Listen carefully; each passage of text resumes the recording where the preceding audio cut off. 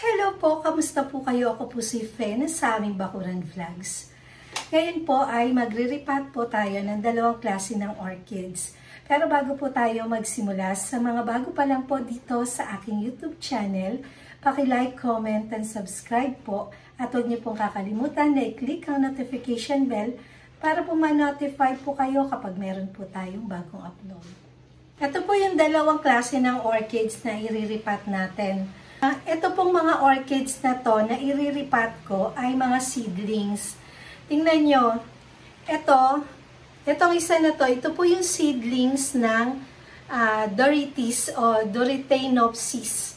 Bago pa lang po ako mag-aalaga nitong Dorytes o Dorytaenopsis na tinatawag. Tapos itong isa na to, King Dragon po to, ang ID po nito ay King Dragon White Green. Ang nakalagay lang po na ID dito sa Dorytes na to ay by Bandainopsis. Dalawa po yung Dorytes na binili ko. Matagal na po to, kaya kung mapapansin nyo, magkadikit na sila. Ayan o, yung ugat ng Dorytes, kumapit na dito sa isang, ayan, tinanggal ko na, kumapit dito sa King Dragon na Dendrobium orchids. Itong Dorytes na to. Nung dumating po ito, talagang napaka-busy namin. Ilang buwan na po ito. Maliit lang talaga. Dito ko lang inilagay. Sa pot na to, pinagsama-sama ko. Bale, 3 King Dragon na Dendrobium orchids at saka 2 Dorytes yung binili ko. Bale, buy one, take one po yung Dorytes na seedlings. Pero bago ko po mairipat talaga sa sobrang busy namin, nagkaroon na siya ng 2 dahon. At ito nga po, ayan kung makikita nyo, nagkaroon na po siya ng mga bagong keikis dito sa baba. Itong mga Dendrobium orchids na to. Kaya po, ngayon pa lang na medyo hindi kami busy, mairiripat ko na po ito. And kung mapapansin nyo, nakalagay lang po sila sa maliliit talaga na basket. Ayan o, parang 2 inches na basket. At ito naman, ayan o, ang liit. Ang gagamitin ko po sa pag-repot, yung Dorytes po, dito ko muna ilalagay sa plastic cups. Ayan, 2 plastic cups.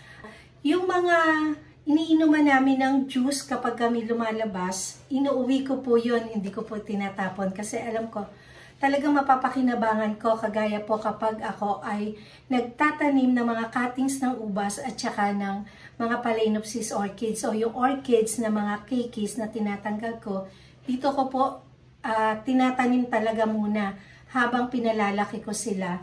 Dito muna sila. At nilalagyan ko po yan ng butas dito sa ilalim. Tapos, meron po ako dito na 3 clay pot. Nilinis ko na po ito. Yung 3 clay pot po na to, yung mga pinaglagyan lang ng mga dating binili ko na orchids na kinapit ko po sa driftwood. Kaya, ayan, napakinabangan din yung mga tinanggal ko na mga clay pot. Ang media po na gagamitin ko ay etong Hydroton. Ayan, at saka yung balat ng puno ng acacia. Pero kung napanood nyo po yung last na video ko, yung tungkol sa Phalaenopsis orchids, yung update ng aking mga Phalaenopsis orchids, meron po ako naging problema sa balat ng puno ng acacia. Balikan nyo po yan kung hindi nyo pa napapanood yung video na yan. Ito lang pong last, bago itong video na to, yung last na video ko, yun po yung topic ko. Yung potting media na ginamit ko doon sa Phalaenopsis orchids. Kailangan more Hydroton ang gagamitin. Kaso, ang Hydroton po ay mahal. Sa kagaya ko po na talagang sinisingit lang yung pagbili ng mga potting media na aking mga orchids, humahanap po ako ng ibang alternative na pwede kong gamitin na potting media para sa aking mga orchids. Pero yung mga una ko po talaga na ginamit na potting media doon sa nakita nyo yung nag-giant ko na Phalaenopsis orchids at saka yung mga unang seedlings na iniripat ko. Yun. Naalala ko lang yon nung magriripat na ulit ako at nakita ko nga talaga masakit po sa bulsa kung puro hydroton yung gagamitin ko. Sa dami ko pong Phalaenopsis orchids, 28 pieces. Hindi ko po alam kung may kamukha na variety yon.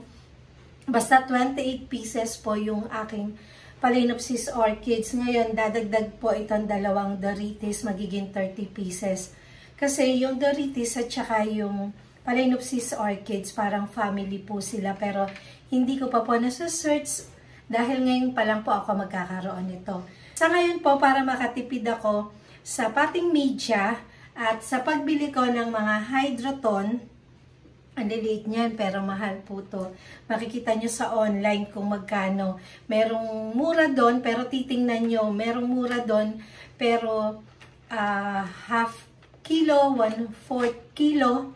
Yun. Pero yung binili ko na huling dumating na to, 2 kilo na po yung binili ko. Kaya lang talaga masakit sa bulsa kapag puro hydroton ang gagamitin. Kaya ngayon, yung ginamit ko po nung una at ginawa kong pabigat doon sa mga Phalaenopsis orchids ko, yung mga una kong tinanim na hanggang ngayon hindi ko pa sila nairiripat. Sa mga susunod po na video, magriripat na ako dahil ngayon nag-start na po ako sa pagriripat. Ayan, eto po. Yan, lava rock.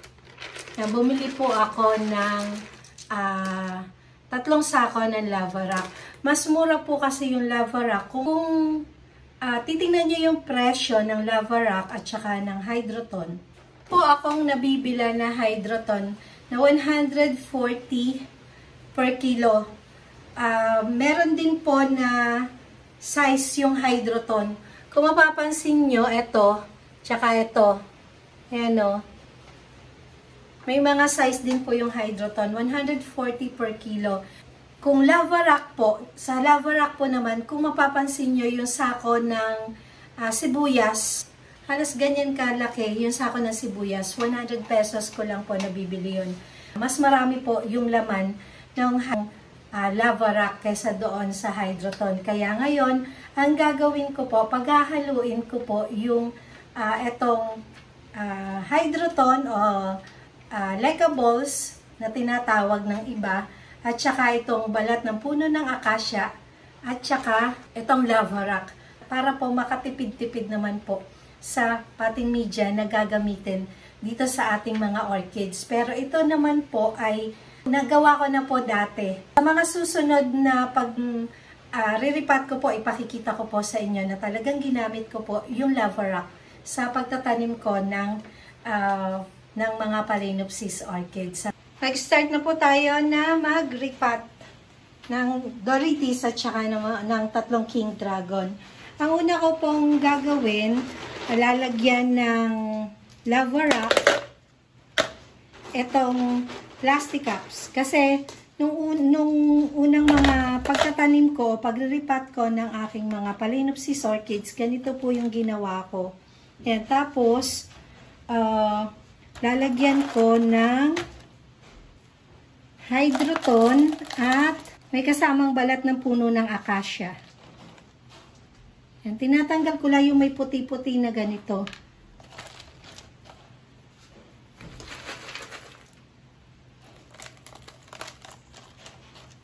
Yan, ganyan po kataas. Tapos, ito, unahin natin to, yung Dorites Hybrid. Magkaiba po ng ID yung nakalagay dito. Kung mapapansin nyo, yan. Dorites Hybrid. Tapos, ito naman, Phalaenopsis. Ito yung unahin natin, itong Dorites Hybrid. Tatanggalin na natin to sa basket. At, ito po kasi, napansin ko, merong styro. Tatanggalin muna natin tong ID at ililipat na lang natin mamaya. Ang ganda ng ugat nila, oh. Kahit na matagal ko bago mairipat sila, nakasurvive sila, Bali, dinidilig-diligan ko lang sila. Yun. Yan, yung iba nakakapit na yung ugat dito sa basket.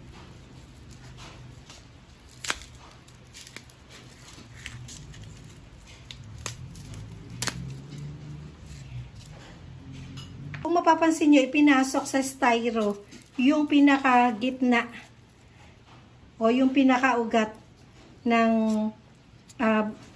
Doritos na to. Iniisip ko nga kung tatanggalin ko yung styro o hindi na. Pero parang gusto kong tanggalin.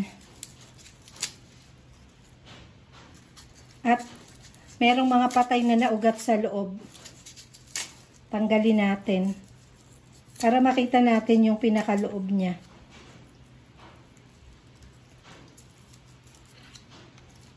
Yan, bali kumapit pala yung ugat niya sa mga styro.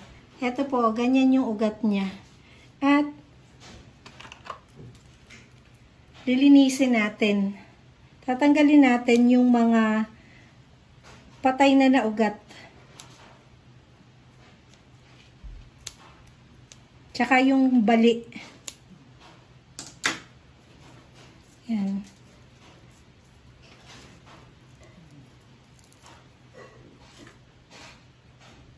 Ito, yan, malinis na. Hindi ko nahuhugasan kasi hindi naman po moss ang ginamit, kundi styro. Malinis naman po yung pinakaugat. Yan, tapos, ganyan lang. Ilalagay ko na po dito at lalagyan ko na ng hydroton. Pero, mas dadagdagan ko po yung hydroton kesa doon sa balat ng puno ng acacia. Kasi nakita nyo naman kung ano yung nangyari doon sa isang Phalaenopsis orchids ko na nagiging giant na. At kung mapapansin nyo, medyo nakaangat yung ugat. Sisiksikan ko po yun ng hydroton sa loob. Yan, ganyan lang po yung pagriripat. Ayan o, kung makikita nyo. Yan, yung ibang ugat niya, nakaangat po talaga. Mahirap po na ibaon yan. Mas gusto po nila yung nakakagalaw sila. Ayan, nakaisa na tayo. At pangalawa na. Kung mapapansin nyo, maganda po talaga na gawing potting media yung lava rock at saka yung hydroton. Kasi po, yung lava rock, kapag nagpatong-patong po sila, kagaya nito, yan, makikita nyo, merong pagitan. Hindi sila siksik. Nagkakaroon po ng hangin sa loob. At hindi po nahihirapan yung mga ugat na mga orchids kapag ganyan. Nakakahinga-hinga yung mga ugat ng mga orchids. Lalo-lalo na po yung Phalaenopsis orchids at saka itong Doritos. Sabi ko nga po sa nakaraang video ko, magaganda, matataba, at matitigas yung ugat ng mga Phalaenopsis orchids at saka itong Doritos. Kaya lang po, kapag iyan po ay nababad sa tubig, talagang madali po na mabulok yung pinakaugat nila talaga. Ito yung mga lumang ugat nila. Yan, namamatay. Kaya kailangan po, hindi sila nabababara ng tubig. Meron din akong seedlings na nabili sa Golden Bloom na ang gamit na potting media, seedlings talaga ha, ay styro na ganito. Yung malambot na styro, malambot to eh. Ito nga po palang Doritos na to, hindi ko po sa Golden Bloom binili. Kasi doon nagtatanong ako ng Doritos. Wala daw sila. Kaya sa iba ako bumili. Kung mapapansin nyo, ang ganda ng ugat. Ayan. Ang taba, ang lusog. Sa ilang buwan na nandito yan sa amin, itong Doritos na yan na hindi ko na naaasikaso. Nagkaroon naman ng panibagong mga dahon, mga 1 o 2 dahon yung inilabas nila. Kaya parang mas matibay pa nga ang mga Phalaenopsis orchids at saka itong Doritis. Kaya lang, tingnan natin itong Doritis. Kasi sa Phalaenopsis orchids, 2 years na ako na nag-aalaga noon ng Phalaenopsis orchids. Talagang masasabi ko na dati takot ako mag-alaga ng Phalaenopsis orchids. Ngayon, hindi na. Halos araw-araw dinidiligan ko yung mga Phalaenopsis orchids ko. Kasi nga po, yung potting media na ginamit ko ay Hydroton at saka yung balat ng puno ng acacia. Ito kasi napaka dali na bumaba yung tubig. Hindi na nanatili yung tubig mismo sa pinaka potting media niya. Hindi kagaya ng moss. Talagang sa moss kasi minsan yung ibabaw tuyo na. Pero kung mapapansin nyo yung pinakagitna niya, nadadali talaga ako ng kapag hindi ko iniripat o pinalitan ng potting media yung Phalaenopsis orchids, talagang doon ako namamatayan kapag hindi agad na-iripat. Kung mapapansin nyo, walang laman yung pinakaloob ng mga ugat. Kaya sabi ko nga kanina, sisiksikan natin yung pinakaloob ng ugat ng mga Hydroton.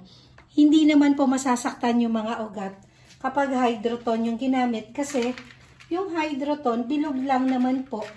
O kahit isiksik natin sa pinakaugat ng ating Phalaenopsis orchids o itong Doritis, hindi sila masasaktan. Ayan o, pinapasok ko dun sa loob para magkaroon naman ng laman yung pinakaloob ng ugat. At mas gusto ko po na gamitin itong Hydroton dahil kapag nagripat ka, mas madali-dali pong tanggalin. At ito pong Hydroton, kapag nagpalit kayo ng potting media o nagripat ulit kayo, magagamit nyo pa po yung Hydroton. Hugasan lang, babaran. Hugasan ng mabuti pero huwag po nyo na lalagyan ng sabon. Basta hugasan lang mabuti at ibilad sa araw, magagamit pa po ulit. Hindi po kagaya ng ibang potting media na ginagamit na hindi na mahirap na po na gamitin ulit na kagaya ng mga moss at saka ng balat ng niyog. Mahirap na po yung gamitin kasi yung balat po ng niyog, kapag nabulok yon talagang nagiging parang lupa na yon. Madalas akong mamatayan ng Dendrobium orchids kapag hindi ko na malaya, nabulok na pala yung pinaka potting media ko doon sa Dendrobium orchids. Kaya po ngayon, pinapalitan ko na po ng mga potting media yung aking mga Dendrobium orchids dahil nga po sa marami nang namamatay. At syempre hindi natin kakalimutan na ilagay yung ID. Susuksok ko lang po yung ID dito. Ayan, para alam natin kung ano yung ID niyan. At pakikita natin mamaya kung ano yung kulay ng bulaklak nito. At dahil po mahaba yung video na to, kailangan ko po na i-cut muna at may continuation po to sa susunod na video.